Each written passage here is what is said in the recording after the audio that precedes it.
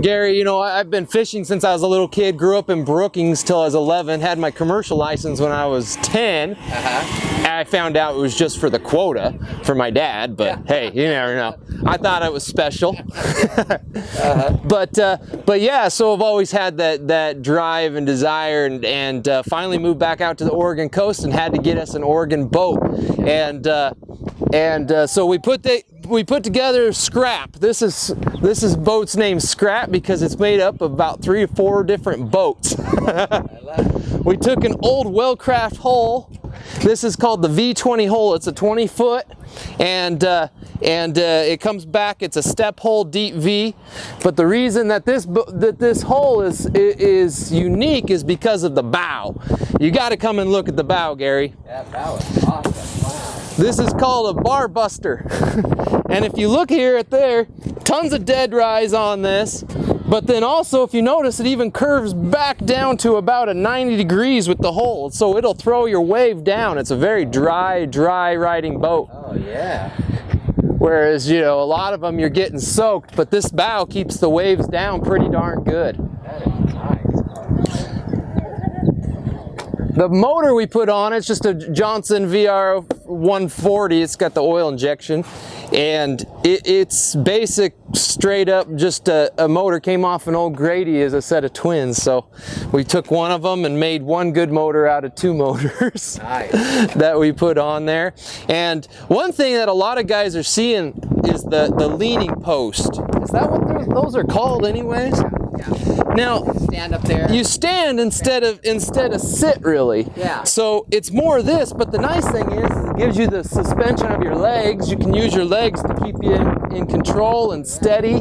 You're not sitting way down where you can't see. It's a really nice thing. Bolster seat, that's what they're called. Yeah, that's nice. Yeah. And if you really need to, you can sit back up on it. But yeah, great setup, great layout, so you're really in control. You can see what's going on around the boat on every side. And the tower, now this is unique. Most people have them on there for wakeboarding or a radar arch. But in this case, we decided to do something a little different. One, you'll notice everybody's holding on to it, because if you're out there rocking around, you need something good, and just holding on to the sides isn't quite efficient enough. So being able to hold on to something always gives you some stability. And then we had a place to mount the downriggers. Now this is probably the first time you guys have ever seen downriggers mounted on a tower. That is the first time. But cool, yeah. If you think about it, most people are going to be mounting their downriggers back here.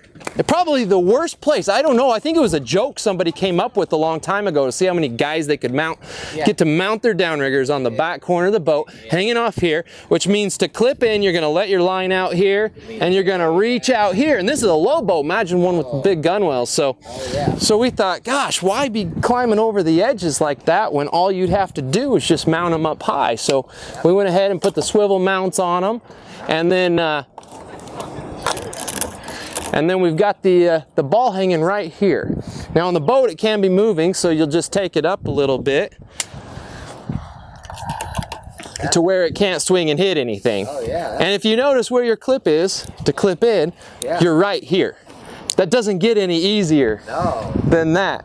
So where are your pole holders at? Right here is where the rod holder is going to go. Okay.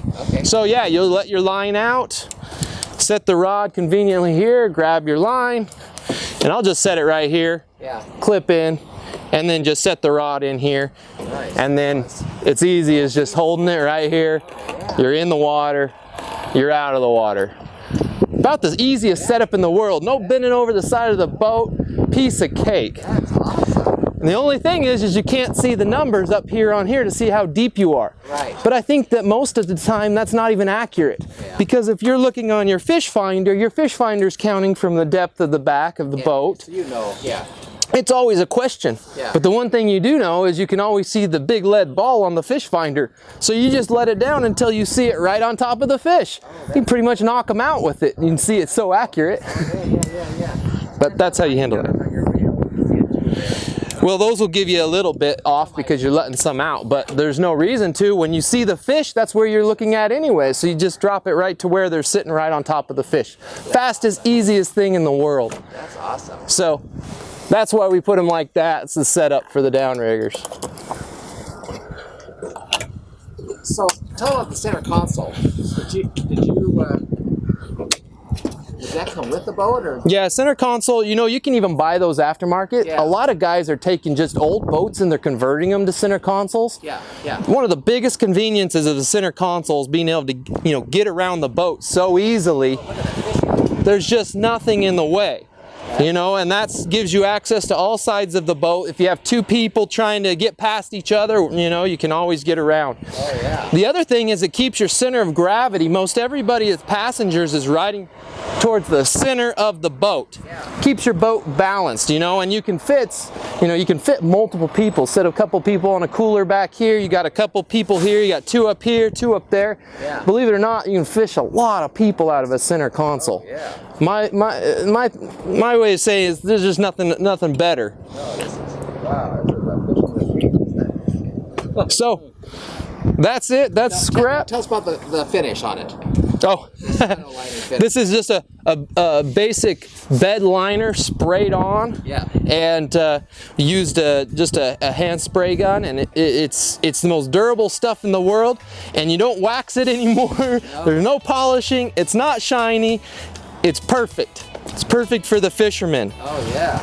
So. And you get on a sharp dock or something. You just hit it. Yeah, that's the best thing, you know. You buy a really nice fancy boat and then you're worried about it, always wondering, gosh, I scratched my boat. In this case, you just laugh and then take a spray and put it over it. I like that. Cool. Awesome. Anything else? That's pretty much it. We just got the remote or the kicker back here, and it does have a wet deck. Self-draining wet deck. We always got to like that because you take a wave over and stuff these open boats like that, they always get water in them somehow or another. Great. But just a nice beater boat that you can use. Yes. You know, you can go out and you can fish and you don't have to worry about your boat.